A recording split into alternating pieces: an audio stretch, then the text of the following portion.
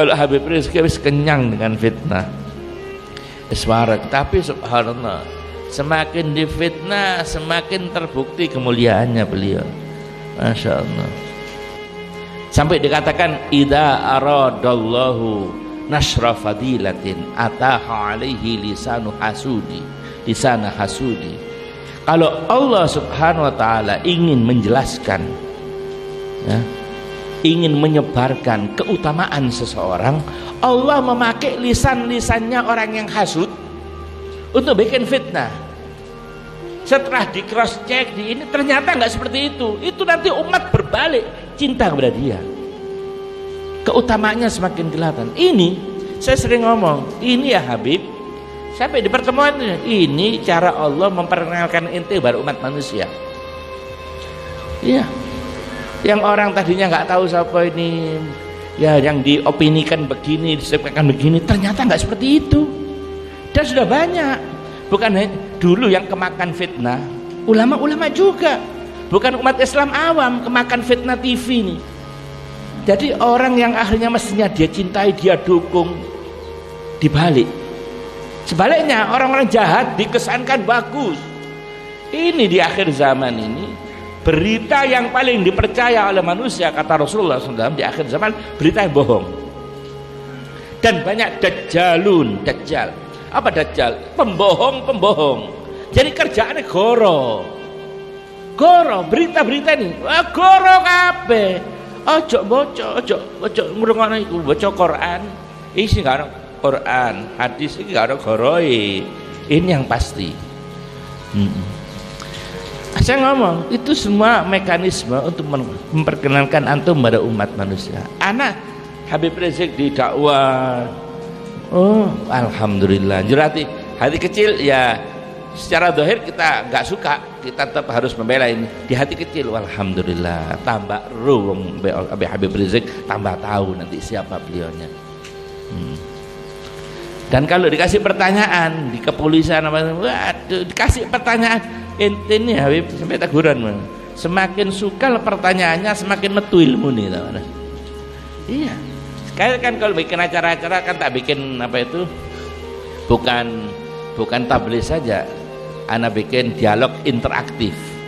Nah, orang-orang yang tanya, kasih ono pertanyaan yang sukar, kasih ono pertanyaan yang sukar. Subhanallah, ono aja jawabannya. Bin Syahab ini, Bin Syahab ini ugola, masya Allah. Bukan karena saya teman, saya jarang ngomong tentang Habib Rizik. Cek nih uang ngeru karpe dewe wis. Nah, sekarang orang-orang tadinya nggak seneng, nggak suka, ulama-ulama, ada habaib kadang-kadang ya ada ngomong apa Habib. Mereka belum, karena mereka masih harus hati-hati. Bukan karena nanti kalau sudah tahu siapa inti baru mereka perlu waktu. Karena ngomong nggak apa-apa.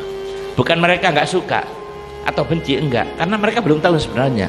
Masih termakan korban media, masih korban media. Nah, subhanallah sekarang berbalik. Bukan hanya awamnya, awamnya wis mari 7 juta jembe, sopo wong bisa punya daya tarik bisa mengumpulkan manusia 7 lekar dunia, 7 juta lebih yang hadir dari negara-negara, bukan dari Indonesia, dari luar negeri hadir untuk hadir. 2012 itu luar biasa, nggak pernah terjadi sepanjang sejarah kan. Itu revolusi yang ada di Mesir itu nggak sampai segitu orang kumpul. Hanya saja Habib Rizik ini gak mau pakai kekerasan. Saya yang tahu, saya kumpul, gak mau pakai kekerasan, gak mau.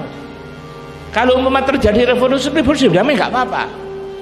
Seperti Soeharto mau mundur dewe, tahu diri, ya gak apa-apa, tanpa harus tembak-tembakan podo-podo wong Islami. Wa ilah suara-suara di atas saya dengar sendiri. Ini tidak ada cara lain kecuali ini harus perang ini, gital. Yang tidak, konsep gital perang belum bisa diterapkan pada kita. Di situasi ini konsep perang belum bisa diterapkan. Yang ada cuma hizbah, amar ma'ruf nahi mungkar. Walaupun ini hizbah tingkat tinggi, karena yang kita hadapi bukan hanya kemaksiatan, kemungkaran, tapi kezaliman.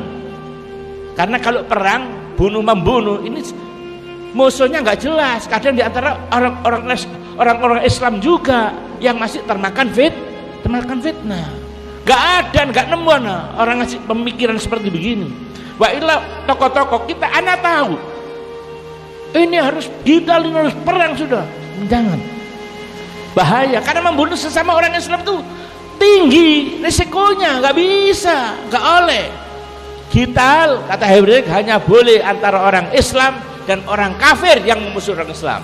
Kalau belum jelas tidak boleh kita melakukan hisbah, amar ma'ruf nahi mungkar. Walaupun amar ma'ruf nahi mungkar, hisbah itu amar ma'ruf mungkar, hisbah tingkat tinggi, karena yang kita hadapi bukan hanya kemaksiatan kemungkaran, juga kezaliman. Begitu luar biasa. Jadi ini semua untuk mengangkat keutamaan orang, itu mekanismenya Allah Subhanahu wa taala seperti itu.